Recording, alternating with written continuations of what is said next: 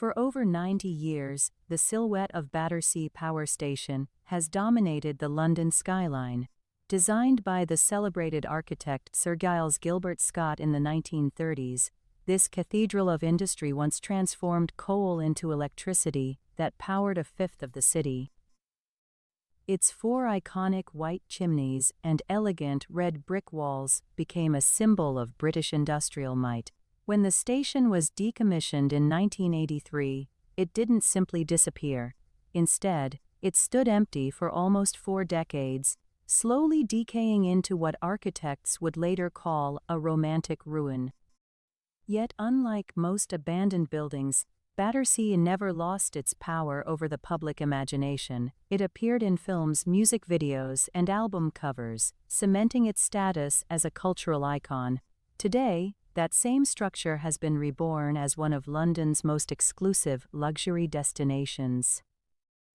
This is the story of how a crumbling industrial relic became a gleaming monument to modern wealth. Did you know that at its peak in the 1950s, Battersea Power Station supplied around 1/5 of all the electricity consumed in London? That is an enormous amount of energy for a single plant, equivalent to powering hundreds of thousands of homes. The station's location on the River Thames was no accident, as coal barges could deliver fuel directly to its doors. Its 2 power halls worked tirelessly for decades, making it one of the most productive industrial sites in British history. After the doors of Battersea Power Station closed for good in 1983, the building entered a strange and uncertain phase of its existence. For almost 30 years, it sat as a decaying monument on the banks of the Thames, a modern ruin slowly consumed by rust and neglect. Developers circled around it with increasingly wild ideas. One plan proposed turning the site into a massive theme park, complete with floating zeppelins and a replica of the Crystal Palace.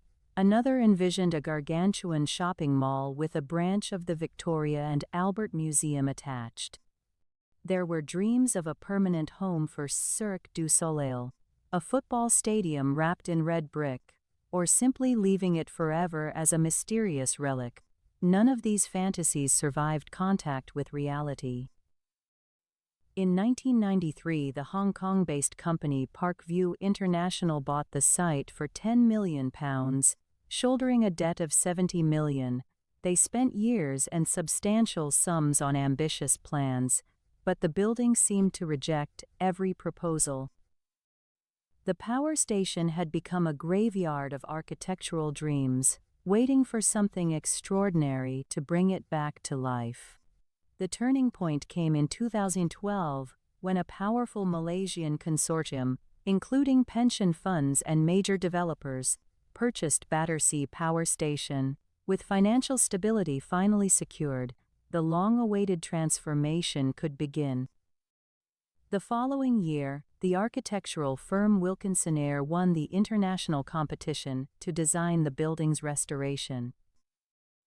Working within the vast masterplan created by Rafael Viñoly, they faced an extraordinary challenge: how to breathe new life into one of the largest brick structures in the world without destroying its soul. The restoration project was monumental in every sense. Every brick was assessed, every surface mapped using advanced 3-dimensional scanning. The team described their approach as working with a modern ruin, preserving the raw beauty of the original structure while inserting the new functions of a modern city. Over 3,000 homes, offices, shops, and entertainment venues were planned around and within the historic shell.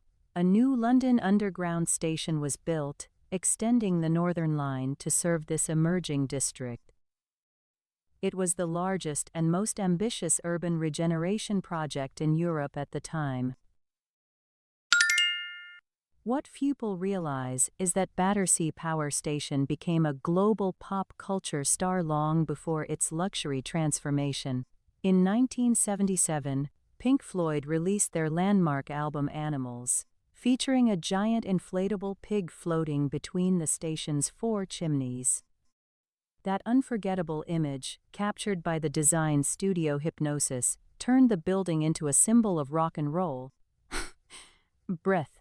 The pig even broke free from its moorings during the shoot, drifting into the flight path of Heathrow Airport and grounding flights for a time.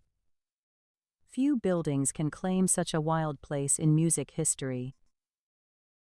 Walking inside the restored Battersea Power Station today is a truly breathtaking experience.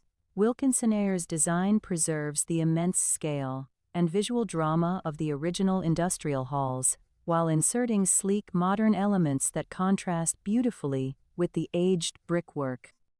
The two turbine halls, once home to massive coal-fired generators, now house elegant shopping galleries and world-class restaurants.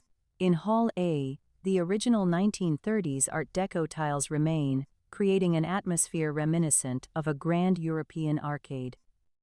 Hall B, with its grittier 1950s industrial character, hosts younger and more experimental brands.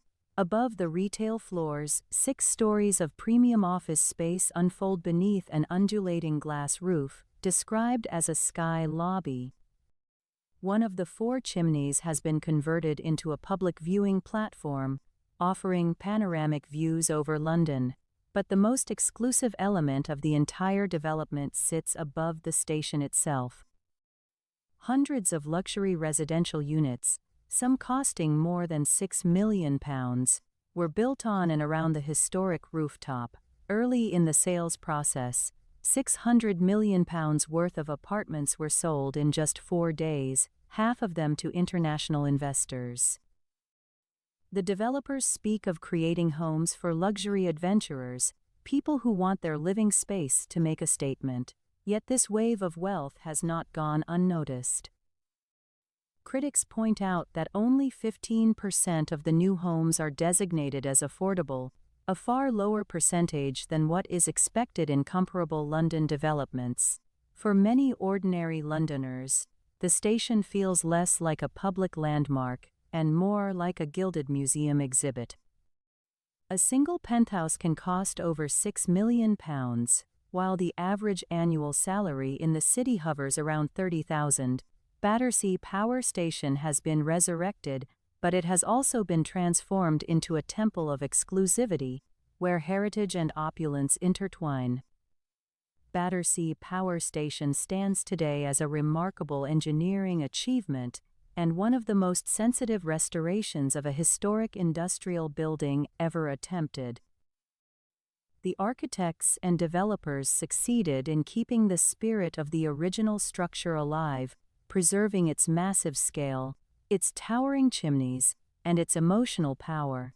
Walking through those halls, you can still feel the ghostly presence of the machines that once thundered there. Yet the story of Battersea is also a question about the nature of urban regeneration. Who gets to enjoy these newly restored spaces? The shops are upscale, the apartments are ultra-luxury, and the surrounding towers sell at prices beyond the reach of most residents of London. Breath. What was once a public utility, serving the entire city, has become a private playground for the global elite. This transformation mirrors a broader tension in many modern cities, balancing the preservation of heritage with the pressures of commercial development. Is it better to let a beloved ruin crumble into dust, or to resurrect it as a glittering symbol of wealth? Battersea Power Station provides no easy answers.